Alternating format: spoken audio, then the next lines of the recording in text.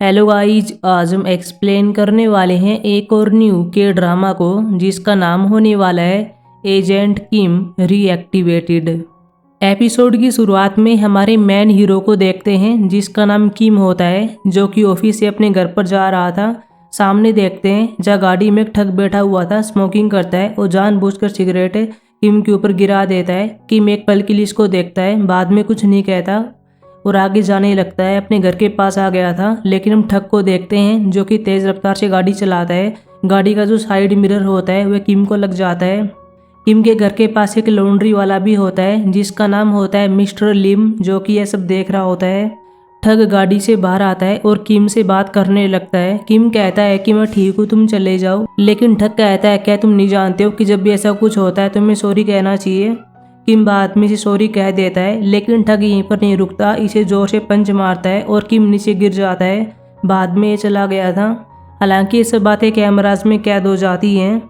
सुबह देखते हैं जहाँ पर किम सोया हुआ था, अलार्म रिंग करती है और ये खड़ा हो जाता है, अपनी बेटी के लिए खाना बनाता है। बाद में इसके स्कूल के कपड़ों पर परहेज करने लगता है। डोर के पास आता है और मिंजी को बार बार कह रहा था खाना तैयार हो गया, जल्दी बाहर आओ। मिंजी से कहती है कि आप मुझे परेशान क्यों करते रहते हो, आप एक सांस लगे रहते हो और मुझे बाहर आने के लिए कहते रहते हो। किम स्माइल करके बात को टाल देता है। बाद में इसके स्कूल का एक इमरजेंसी कॉन्टैक्ट फॉर्म लिख रहा होता है और कहता है कि मुझे अपने करीबी का नंबर दो। मिंजी कहती है कि उसका नाम हायरयोंग है और नंबर ये है। मिंजी अपने स्कूल में जाने के लिए बाहर आती है, लेकिन मिस्टर लिमी से बात करने लगता है। पहले इस बारे में बात करने वाला था कि कल तुम्हारे पिता के साथ यहाँ क्या हुआ था, क्या वो ठीक है, लेकिन इस बात को टाल देता है और कहता है तुम्हारे कपड़ों को देखो, अगर तुम चाहती हो तो मैं इसे लॉन्ड्री में ले जा सकता हूँ, लेकिन ये मना कर देती है। बाद में इसकी बस आती है और ये चली जाती है। कुछ ही टाइम के बाद देखते हैं जहाँ पर किम घर से बाहर आता है। अब लीम इसके पास आता है और कहता है कि क्या तुम ठीक हो, कल ठग ने तुम्हें मारा था, अपने कपड़ों को देखो, चलो मैं इन्हें धुआ देता हूँ, मेरी लॉन्ड्री में आओ। लेकिन ये इसको मना कर देता है और चला गया था। लीम इसको जाते हुए देखता है और कहता है कि जैसी बेटी है वैसा ही पिता भी है। मिंजी को देखते हैं जो कि अपनी बस में होती है और यहाँ पर एक लड़के को देख रही होती है जिसका नाम होता है नामहुन और शायद इसको लाइक करती है। बस के आगे साइकिल वाला आ गया था, एकदम से ब्रेक लगते हैं। मिंजी गिरने जा रही थी, लेकिन यह नामहुन की बाहों में आ जाती है। बाद में सीट पर बैठ जाती है और इसको नोटिस करने लगती है। यह भी एक पल के लिए इसको देखता है। दूसरी ओर हम किम को देखते हैं। हमें पता चलता है कि एक बैंक के अंदर काम करता है। क्रेडिट कार्ड को लेकर इसे कुछ पता चलता है कि इसका मिसयूज हुआ है, जो कि इसके बॉस से हाक्सू ने किया होगा। बाद में हाक्सू के पास आता भी है और इन पैसों के बारे में सॉल्व जॉब करने लगता है। बताता है कि उस दिन आपकी एनिवर्सरी थी, लेकिन आपके कार्ड से इतने पैसे का भुगतान हुआ था। लेकिन हक्सू कहता है कि इस बात को जाने दो, कभी कभी रूल ब्रेक करने पड़ते हैं, ऐसा समझ लो कि बैंक के खाने पीने में ये पैसा चला गया। किम इसकी बात मान लेता है, अपनी सीट पर आता है। ये सीन याद करता है कि मेरी बेटी का बर्थडे आने वाला है, उसके लिए कुछ बाय करना चाहता है जो कि सेल्फ डिफेंस की चीज़ें होती हैं। इन्हें सर्च करने लगता है, लेकिन इसकी कोलिग संगे इसको ऐसा करते देख लेती है और कहती है कि तुम क्यों चाहते हो, क्या तुम इसका यूज़ हाक्सू पर करने वाले हो। यह सिर्फ मजाकिया ढंग में कह रही थी, लेकिन किम मना करता है और कहता है कि मेरी बेटी के लिए है, उसका बर्थडे जल्दी आने वाला है। संगे कहती है कि अगर तुम्हारी बेटी ये सब नहीं चाहती है तो तुम क्या करोगे, तुम्हें पहले उसे पूछना चाहिए। लेकिन यह कहता है कि वो मुझसे ज़्यादा बात नहीं करती है, काश उसकी माँ होती तो ये सब और ही बेटर होता। संगे कहती है ठीक है, मैं तुम्हारी हेल्प करूँगी। काम के बाद हम डिपार्टमेंट स्टोर में चलेंगे, मैं तुम्हारा वेट करूँगी। मिंजी को देखते हैं जो अपनी क्लास में होती है। हायरिंग इसके पास आती है और कहती है कि मुझे तुम्हारे जिम के कपड़े चाहिए, ये इसको दे देती है। बाद में देखते हैं कि दो लड़कियां मिंजी के पास आती है और इसकी इंसल्ट करने लगती है। कहती है कि तुम्हें से स्मेल आ रही है, इसकी जो चीज़ें होती हैं इन्हें नीचे फेंक देती है, लेकिन मिंजी कुछ नहीं कहती। बाद में देखते हैं कि लड़कियां पीछे हायरी के पास आती है और इसकी महंगी चीज़ों को लेकर इसकी कॉम्प्लीमेंट करने लगती हैं। मिंजी भी हायरी को देखने लगती है। हायरी कहती है तुम क्या देख रही हो, लेकिन ये कुछ नहीं कहती। तभी हायरी के पास नामहुन आता है और कहता है कि मैं तुमसे बात करना चाहता हूँ, बाद में इसे बाहर ले आया था। कुछ टाइम के बाद मिंजी को देखते हैं जो कि रेस्टरूम में आ जाती है, लेकिन हायरी की दोस्त यहाँ भी होती है जो कि इसकी इंसल्ट करने लगती हैं। मिंजी कहती है कि मुझे कोई स्मेल नहीं आ रही है, लेकिन तुम में से स्मोकिंग की स्मेल आ रही है। ये इसे मारना चाहती है, लेकिन तभी हायरी आती है और कहती है कि रहने दो, ये मिसरेबल है। मिंजी सवाल करती है कि मैं मिसरेबल क्यों हूँ। हायरी ने कह दिया था क्योंकि तुम्हें से स्मेल आती है। किम को देखते हैं जो कि बैंक से बाहर आता है, लेकिन संगे यहाँ पर होती है जो कि इसका वेट कर रही थी और इसको स्टोर में चलने के लिए कहती है। किम पहले मना कर देता है, संगे कहती है ठीक है तुम्हारी मर्जी, लेकिन बाद में कह देता है ठीक है मैं भी चलूँगा। अगले सीन में देखते हैं कि स्टोर में आते हैं जहाँ पर संगे इसकी बेटी के लिए कुछ अच्छे वाला गिफ्ट बाय करना चाहती है जो कि इसे मिल जाता है, लेकिन इसके लिए प्री ऑर्डर लेना पड़ता है। अभी लाइन में लगे हुए थे। यह कहती है कि मैंने तुम्हारे पास स्क्रीनशॉट सेंड कर दिया है, तुम उसे आगे दिखाना, तुम्हें गिफ्ट मिल जाएगा। लेकिन किम अपने फ़ोन को देखता है और कहता है कि इसमें स्क्रीनशॉट कहाँ से आएगा। जब इसका नंबर आता है तो इसके पास स्क्रीनशॉट नहीं होता, लेकिन संगे आकर इसकी हेल्प कर देती है और ये एक टी शर्ट होती है। लेकिन किम देखता है कि बहुत ही महंगी होती है। बाद में कह देता है कि मुझे रिफंड चाहिए, लेकिन संगे इसको समझाती है और कहती है कि तुम ऐसा नहीं कर सकते। मान लो तुम्हारी बेटी तुमसे कहती है कि आज तक आपने मेरे लिए क्या किया, तो तुम क्या जवाब दोगे। लेकिन अगर ये महंगी टी शर्ट तुम्हारे पास होगी तो तुम कह सकते हो कि मैंने तुम्हारे लिए बाय की है। किम इसकी बातों में आ जाता है और इसको बाय कर लेता है। रात को अपने घर पर आता है जहाँ पहले गिफ्ट को दराज में रख देता है। बाद में देखता है कि मिंजी अपने कपड़ों को धो रही है। यह कहता है कि मैं खुद कर सकता हूँ, लेकिन मिंजी कहती है कि जब आप ये करते हो तो इनमें से स्मेल आती है, अब से मैं ही लॉन्ड्री का काम करूँगी। रात को अपने फ़ोन में हायरी की प्रोफाइल को देख रही होती है, इसकी फ़ोटोज़ को देखती है। बाद में नामुन की प्रोफाइल को चेक करती है, लेकिन गलती से एक फ़ोटो लाइक कर देती है। इसे डिसलाइक करना चाहती है, लेकिन ऐसा कुछ नहीं होता। फिर बाहर आती है, देखती है कि मेरा पिता सोफे पर सोया हुआ है। ये इसको जगाती है, रूम में जाने के लिए कहती है, लेकिन यह देखता है कि मैंने बर्तन नहीं धोए हैं। धोना चाहता है, लेकिन इसकी बेटी ने कह दिया था कि इन्हें सुबह वॉश कर लेना, अब जाकर सो जाओ। सुबह किम को देखते हैं, अलार्म रिंग करती है, जाग जाता है, किचन में आता है, लेकिन देखता है कि मेरी बेटी ने आज पहली बार बर्तन को वॉश कर दिया है, आज मैं उसका फेवरेट खाना बनाऊंगा। दूसरी ओर नामहून को देखते हैं जो अपने स्कूल में होता है और वॉलीबॉल खेलता है। मिंजी अपने लॉकर में जिम के कपड़े देखती है जो कि नहीं होते, लेकिन तभी हायरी और इसकी दोस्त आती है जो कि स्माइल करके निकल जाती हैं। इसे कुछ समझ में नहीं आता। बाद में रेयोंग के पास आती है और कहती है कि मेरे जिम के कपड़े कहाँ पर है। यह कहती है कि मैंने तुम्हारी सीट पर रख दिए थे, लेकिन बाद में इसे पता चलता है कि हायरी और उसकी दोस्तों ने इन्हें डस्टबिन में डाल दिया है। फिर भी मैले कपड़े पहनकर जिम में आ रही होती है। नामुन सामने ही होता है जो कि इसे देख लेता है, अपनी जैकेट देता है और कहता है तुम इसका यूज कर सकती हो। बाद में जिम में आती है, लेकिन कोच देखता है कि इसने नामुन की जैकेट पहनी हुई है। हायरी पास में होती है जो कि ये सब देखती है। अगले सीन में हंसू को देखते हैं जो अपनी एकेडमी में होता है और बच्चों को ताइक्वांडो सिखाता है।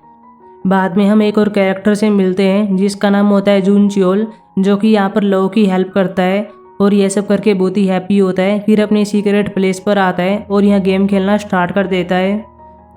कुछ ही टाइम के बाद यहाँ पर हंसू आता है, देखता है कि जुनचोल अंदर ही है। डोर को नॉक करता है, लेकिन कोई फायदा नहीं होता क्योंकि जुनचोल अपने गेम में पूरी तरह से मगन होता है। हंसू डोर को लात मारता है और अंदर आ गया था। जुनचोल इस पर चिल्लाता है और कहता है कि ये सब क्या है, क्या तुमने मेरे डोर को तोड़ दिया है, तुम ऐसा कैसे कर सकते हो। हंसू कहता है कि अपना बकवास गेम बंद करो और चलो चलते हैं। जिनचोल कहता है तुम कहाँ पर जाने वाले हो। हंसू कहता है क्या तुम भूल गए हो कि हम साल में एक बार मिलते हैं और आज वही दिन है। जिनचोल कहता है कि मैं तो भूल ही गया था क्योंकि मैं बूढ़ा होता जा रहा हूँ। अगले सीन में देखते हैं कि दोनों रेस्टोरेंट में होते हैं, लेकिन साथ में किम भी होता है जो कि इनका दोस्त होता है। पहले ही अपने बच्चों के बारे में बात कर रहे थे। जिनचोल दिखाता है और कहता है कि देखो ये मेरी बेटी की फोटो है, जब भी मैं उसको मिस करता हूँ तो इसको देख लेता हूँ। हंसू भी कहने लगता है कि मेरा बेटा बहुत ही रूड है, पता नहीं किस पर गया है। किम कहता है कि मेरा टाइम हो गया है, मिंजी घर पर आ गई होगी, मुझे वहाँ पर जाना होगा। लेकिन ये कहते हैं कि रहने दो, 2 मिनट तक यहीं पर रहो, अब तुम्हारी बेटी बड़ी हो गई है, उसकी चिंता करना छोड़ दो, जल्दी उसका बीए भी हो सकता है। पहले वाले ठग को देखते हैं जो कि यहीं पर होता है और एक आदमी को परेशान कर रहा था, लेकिन बाद में जिनचोल की ओर देखता है जो कि इसको देख रहा होता है। ठग चिल्लाता है और कहता है तुम किसको देख रहे हो। जिनचोल इसको मारना चाहता है, लेकिन हंसू रोक लेता है और कहता है कि रहने दो, अब हम ऐसा नहीं कर पाएंगे। किम इन दोनों से कहता है चलो चलते हैं। जिनचोल जाने लगता है, लेकिन ठग इसको उकसाता है और इस पर खाना फेंक कर मारता है। जिनचोल की टी शर्ट पर जो इसकी बेटी की फोटो होती है, इसको लेकर गंदे कमेंट्स करने लगता है। जिनचोल गुस्से में आ जाता है और इसको मारता है। इसके कुछ दोस्त भी होते हैं और इनसे फाइट करना स्टार्ट कर देता है। हालांकि किम कुछ नहीं करता और चला गया था। पुलिस वाले यहाँ पर आते हैं और जिनचोल को रोकते हैं। सुबह देखते हैं जहाँ पर किम मिंजी कपड़ों को सेट कर रहा होता है। नाम उनकी जैकेट को देख लेता है, जिस पर उसका नाम भी होता है और कहता है कि यह कौन है। मिंजी जैकेट को लेती है और स्कूल की ओर भाग जाती है। किम अपने आप से सवाल करता है कि क्या सच में यह उसका बीएफ है। मिंजी स्कूल में आती है। नामहून को जैकेट देना चाहती है लेकिन वो क्लास में नहीं होता। बाद में बाहर आकर बैठ जाती है लेकिन तभी नामहून इसके पास आता है और जैकेट को लेता है। कहता है तुम इसे मेरी सीट पर छोड़ सकती थी, लेकिन मिंजी कहती है कि मैं तुम्हें थैंक यू कहना चाहती थी। बाद में से कहता है कि क्या तुमने मेरी फ़ोटो लाइक की थी, लेकिन ये मना करती है और कहती है कि मैं सोशल मीडिया पर नहीं हूँ। तभी नामून इसके पास रैंडम मैसेज कर देता है और ये इसके पास पहुँच भी जाता है। मिंजी शर्मा जाती है और कुछ नहीं कहती। पीछे हम देखते हैं जहाँ पर हायरी और इसकी दोस्त होती है जो कि ये सब देख रही थी। अगले सीन में मिंजी क्लास में आती है लेकिन दोनों लड़के इसके पास आती है और कहती हैं कि हायरी तुमसे मिलना चाहती है। बाद में ये इसको स्टोरेज रूम में लेकर आते हैं जहाँ पर हायरी से कहती है कि तुम मेरे बीएफ के साथ क्या कर रही थी। मिंजी कहती है कि हमारे बीच कुछ नहीं चल रहा, मुझे सिर्फ उसकी जैकेट लौटानी थी। हायरी कहती है तुम अपनी जैकेट पहन सकती थी, लेकिन मिंजी कहती है कि कैसे, तुमने उसको डस्टबिन में डाल दिया था। लेकिन हायरी इसको पनिश करती है और इसको लात मार देती है। हायरी कहती है कि मैं इस बात से नाराज़ नहीं हूँ कि तुम मेरी बीएफ के साथ थी, मैं तो इस बात से नाराज़ हूँ कि तुम्हारी जैसे तुम्हारी जो स्मेल है वो उसमें भी आ सकती है। बाद में से कहती है कि तुम में से एक मदरलेस चाइल्ड की स्मेल आ रही है। अब मिंजी अपने आप पर कंट्रोल नहीं कर पाती और इसको लात मार देती है। दोनों लड़कियां छुड़वाने का ट्राई करती हैं लेकिन कुछ नहीं कर पाती। दूसरी ओर किम को देखते हैं जो बैंक में होता है, लेकिन टीचर ही इसके पास कॉल करता है, बताता है कि तुम्हारी बेटी ने स्कूल में क्या किया, उसने हायरी पर अटैक किया है और तुम जानते हो कि वह जुआ के कंस्ट्रक्शन का चेयरमैन जिसका नाम होता है गंग चान, उसकी डॉटर है। जल्दी से यहाँ पर आ जाओ। गंग चान को देखते हैं जो कि असेंबलीमैन सिम से सपा में मीटिंग कर रहा होता है। ये किसी रीडिप्लोमेंट प्रोजेक्ट को लेकर बात करते हैं। सिम कहता है चिंता मत करो, तुमने जो भी करने के लिए कहा है मैं वैसा ही करूँगा। गंग चान बाहर आता है। राइट हैंड मैन नाम कहता है कि आपकी वाइफ आपके पास कॉल कर रही है। गंग चान फिर बात करता है, वाइफ ने कह दिया था कि स्कूल में क्या हुआ, जल्दी से यहाँ पर आ जाओ। अगले सीन में गोल्डन टीथ नाम के आदमी से मिलते हैं जो अपने आप को रेडी करता है और यहाँ पर आ गया था, लेकिन सामने नाम आता है जो कि इसको रोक लेता है। आदमी कहता है कि तुमने मुझे मिलने के लिए कहा था। नाम कहता है कि हाँ मुझे पता है, लेकिन अब प्लानिंग में चेंज हो गया, तुम चले जाओ, हम तुम्हें बाद में बुला लेंगे। यह कहता है कि क्या मैं तुम्हारे लिए लैब डॉग हूँ। नाम इसे देख रहा होता है। बाद में इसको जाना पड़ता है। स्कूल में चलते हैं जहाँ पर सभी किम का वेट कर रहे थे। हायरी की माँ गुस्से में आ जाती है और कहती है कि हम उसके लिए वेट क्यों करेंगे। तभी किम भी आ जाता है, लेकिन मिंजी चुप नहीं होती, सच्चाई बताती है कि हुआ क्या था। ये लड़कियाँ मुझे कई दिनों से परेशान कर रही थी, मैंने किसी तरह इस बात को कंट्रोल कर लिया, लेकिन कब तक करूँगी, इसलिए मैंने इस पर हाथ उठाया। लेकिन किम अपनी बेटी की बात नहीं सुनता, घुटनों के बल बैठ जाता है और गंगचान से कहता मुझे माफ़ कर देना, इसकी माँ नहीं है, मैंने इसकी परवरिश की है जो कि शायद सही से नहीं हुई है। मैं आगे और भी ट्राई करूँगा, मैं इसका यहाँ से ट्रांसफ़र करवा दूंगा। गंगचान इसके पास आता है और कहता ठीक है तुम्हें ऐसे ही करना होगा। गंगचान बाहर आकर किम को देख रहा होता है जो मिंजी के साथ जा रहा होता है और टीचर से कहता है कि ये है कौन। टीचर कहता है कि ये सिर्फ एक सिंपल एम्प्लॉय है जो बैंक में काम करता है, चिंता मत करो, अगली बार यहाँ पर ऐसा कुछ नहीं होगा। गंगचान कहता ठीक है, अगर हो गया तो देख लेना, तुम और तुम्हारा स्कूल यहाँ से गायब हो जाओगे। मिंजी अपने पिता से कहती है कि आपको मुझ पर बिलीव नहीं है, मेरे पास मेरी माँ नहीं है, केवल तुम ही हो, आपको मुझ पर बिलीव करना चाहिए, मेरी कोई गलती नहीं थी। आप उनके सामने घुटनों के बल क्यों बैठे, कैसी वजह से? क्योंकि हायरी का पिता एक बड़ा आदमी है, उसके बहुत सारे कनेक्शन हैं, लेकिन आपके क्यों नहीं है, तुम सिर्फ एक नीच एम्प्लॉय हो। आज मैं रियों के घर पर ही सोऊंगी, मेरे पास कॉल मत कर देना, अगर आपने ऐसा किया तो मैं घर छोड़कर चली जाऊंगी। जाने लगता है, लेकिन इसे कहता है कि कल तुम्हारा बर्थडे है, लेकिन इसने कह दिया था कि मैं अपने बर्थडे से ऐड करती हूँ क्योंकि उस दिन मेरी माँ की डेथ हो गई थी। अगले सीन में किम स्मृति स्थल पर आता है और अपनी वाइफ को देखता है, एक पास्ट के सीन को याद करता है जहाँ पर दोनों फ्लावर की शॉप में होते हैं। यूनजिन बताती है कि ये फ्लावर मेरा फेवरेट है। इन फ्लावर को हैनी स्कल कहा जाता है। इनका एक हिडन मीनिंग है जो कि होता है लव एंड डिवोशन। रात को किम अपने घर पर आता है लेकिन देखता है कि मेरी बेटी यहाँ पर नहीं आई। दूसरी ओर मिंजी को देखते हैं जो कि मार्केट में होती है, लेकिन तभी नामुन इसके पास मैसेज करता है और कहता है कि मैं तुमसे मिलना चाहता हूँ, स्कूल के पीछे वाले गेट पर आ जाना, मैं तुम्हारा वेट करूँगा। नामुन को देखते हैं 12 बज जाते हैं। केक को तैयार करता है, अपनी बेटी के पास कॉल करना चाहता है, लेकिन उसने कह दिया था कि मेरे पास कॉल मत करना, नहीं तो मैं घर छोड़कर चली जाऊंगी। रात भर ऐसे ही बैठा रहता है और सुबह के 7 बज जाते हैं। अब रेयोंग के पास कॉल करता है और कहता है कि क्या मेरी बेटी तुम्हारे पास है, लेकिन ये मना करती है और कहती है कि वो मेरे पास नहीं आई।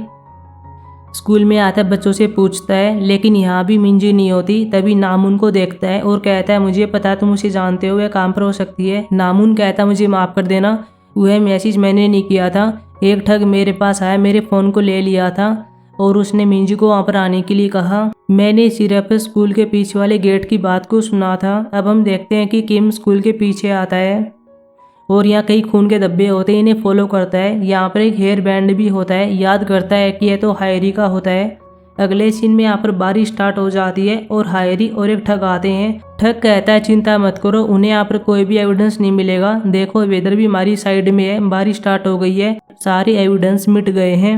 उसका पिता भी कुछ नहीं कर सकता क्योंकि वह सिर्फ एक सिंपल एम्प्लॉय है। अगर पुलिस के पास रिपोर्ट आ जाती तो पहले से यहाँ पर होती, लेकिन देखो कि यहाँ पर पुलिस वाले नहीं है। लेकिन तभी इनके पीछे किम आता है और कहता है कि मैं मिंजी का पिता हूँ। ठगी से कहने लगता है कि मिंजी को नहीं जानते कि वो कहाँ पर है, बाद में जाने लगते हैं। लेकिन किम कहता है कि मैंने तो पूछा ही नहीं कि मैं मिंजी को ढूंढ रहा हूँ। हायरी को हेयर बैंड दिखाता है और कहता है कि ये तुम्हारा है ना। ठगी इसके पास आता है और कहता है तुम चाहते क्या हो, यहाँ से चले जाओ, क्या तुम मरना चाहते हो। बाद में से पंच मारना चाहता है लेकिन किम को नहीं लगता। ठग चिल्लाता है और कहता है कि क्या तुम कोई स्पेशल हो, अगर हो भी तो मुझसे फाइट करो। फिर इसके कपड़े फाड़ देता है, लेकिन यहाँ पर कई निशान होते हैं। अब हम पास्ट के सीन में चलते हैं जहाँ पर इसने किसी बड़े आदमी के ऊपर गन लगाई हुई थी और कहता मुझे जाने दो, मैं डिस्चार्ज होना चाहता हूँ। हम यहाँ पर और भी कई सीन को देखते हैं और हमें पता चलता है कि पहले किम एक डिटेक्टिव था। नॉर्थ कोरिया में इसने स्पाई के रूप में काम किया था। साउथ कोरिया में तो काम किया करता ही था, इसलिए डबल एजेंट के रूप में इसने कई बार काम किया था। बताया जाता है कि इसने नॉर्थ कोरिया में 17 ऑपरेशन को पूरा किया था। अगर हम इसे डिस्चार्ज कर देते हैं तो ये बहुत ही बड़ा क्राइसिस होगा। अगर नॉर्थ कोरिया को पता चल जाता है कि ये जिंदा है तो हम सोच भी नहीं सकते कि आगे क्या होने वाला है। प्रेजेंट के सीन में वापस आते हैं जहाँ पर किम ठग से फाइट करता है, इसे कई पंच मारता है और नीचे गिरा देता है। बाद में इसको पकड़ता है और कहता है कि मिंजी कहाँ पर है। इसी के साथ एपिसोड खत्म हो जाता है। सो गाइस, आपको पहला एपिसोड कैसा लगा कमेंट बॉक्स में बताना। अब हम मिलेंगे एपिसोड 2 में, तब तक के लिए बाय।